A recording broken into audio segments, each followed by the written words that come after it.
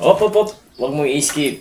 Kung aircon lover ka, aircon ka sa bahay, or bibili ka pa lang, etong video na to is para sa inyo. No? Kasi sa sobrang dami ng may aircon ngayon sa Pilipinas, and then kung yung bahay mo marami ng aircon tapos iisa lang yung tubo mo, so kailangan mo itong mapanood itong video na to.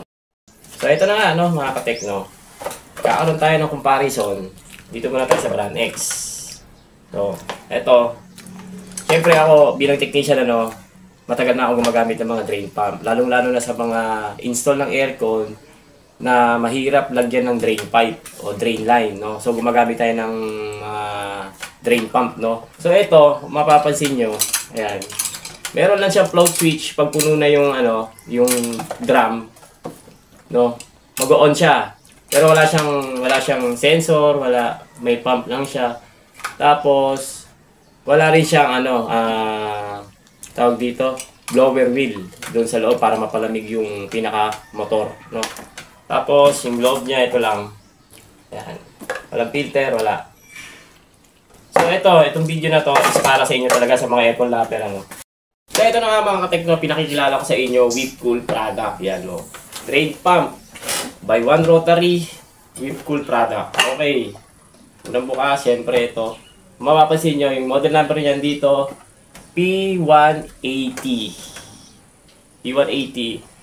So ito na yung kakaiba sa drain pump na to, no? Kasi syempre matagal na tayong gumagamit ng drain pump sa iba-ibang klase ng unit ng aircon, mapa-inverter man o hindi inverter, gumagamit tayo nito. Lalong-lalo na sa mga bahay, sa mga building na mahirap lagyan ng drain line o yung tubo para ilabas yung tubig, and then nagbabara yung tubo kasi nga hindi maganda yung drain pump na nagamit. Okay, sa una pa lang may level bar na siya. Ito. May level bar na, hindi na kayo mahihirapan. Hindi na kayo kailangan gumamit pa ng level bar na iba.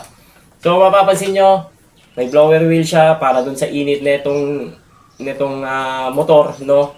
Cooling system niya, ito. Napakaganda. And then, kung mapapansin nyo, ito, may control board siya. So, sa magtatanong, may control board, baka mabasa. Huwag kayo mag-alala. Hindi yan mababasa mga katek kasi coated yan. Coated, no? Control board kasi nga, pwede nyo siyang i-connect sa signal ng unit papuntang outdoor, and then contactor para sa non-inverter. Sa inverter, sa signal line. Parehas lang sila signal line. So, kung mapapansin nyo, ayan yung controller, control board, silyadong-silyado. And then, yung pinaka-motor niya, wheel niya, napakaganda. Mapapansin nyo, matibay yan.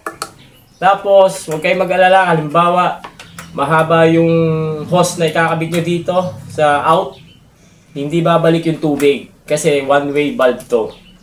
One-way valve. Natatanggal din to para malinis nyo. Ayan. May maririnig kayo dyan. Ayun. Natatanggal yan.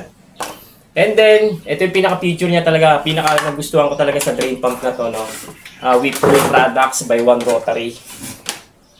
Makikita nyo to, yung probe na to. Yan, yung probe na yan. Yung dalawang mahaba sa likod, ayan yung sensor para sa tubig, para mag-on si pump. Pinaka-sensor niya. And then, kung halimbawa umaandar si pump, tapos hindi nagtatapon ng tubig, mag-a-alarm siya. May beeping sound siya dito. May built-in siya na beeping sounds dito sa loob. Etong sensor na to, nakaganyan yan. Ayan. So, yung gamit talaga ng sensor na yon, halimbawa may nakapasok na dumi dito, tapos puno siya ng tubig, mag-a-alarm siya, magbi-beeping alarm. Meron yung beeping alarm dito na naka-install. Mounted, ceiling cassette, ducting type, floor mounted, split type, suspended, pwede nyo itong gamitin, no? Yun yung pinaka-problema kasi kapag halimbawa kahit sabi mong back-to-back lang yung aircon ninyo, ang problema naman, yung jelly na iipon doon sa may drain. Yan. Tapos, may butas na rin dito kung saan nyo ilalagay yung in, left and right, yan. Meron na yan, tapos may takip na goma. Unlike do sa mga X-brand, no, na drain pump, talagang normal lang siya na drain pump na ihigop ng tubig, itatapon niya. Ito kasi may feature siya na mag-a-alarm kapag may problema yung aircon ninyo, and then may problema yung drain pump ninyo, mag-a-alarm siya. Sa sobrang dumi, mag-a-alarm siya. So, yun yung the best sa P180 na to. na drain. Ang pinakagusto ko dito ito. Kasi sa sobrang tagal ko na gumagamit ng mga drain pump, ngayon lang ako nakahawak talaga ng drain pump na kakaiba. Kasi yung featuring niya, yung sensor probe talaga. Kasi ayun yung magko-command o ayun yung magsasabi sa inyo kung kailangan nyo nang linisin yung aircon unit ninyo at saka kailangan nyo nang linisin si drain pump. So ayun mga tekno, sana nagustuhan nyo yung video natin for today sa mga aircon lover. No? Yun nga sa comparison natin sa P180 model ng Whipcool. So sa mga magtatanong kung saan yung mabibili, pumunta lang kayo sa any branch of One Rotary dyan sa mga lugar ninyo. Sa lahat ng aircon pwede ito, lalo na no, sa mga namumblema sa ceiling suspended, sa cassette, and then sa ducting type, nilalagyan nila ng secondary drain, nagpapagawa,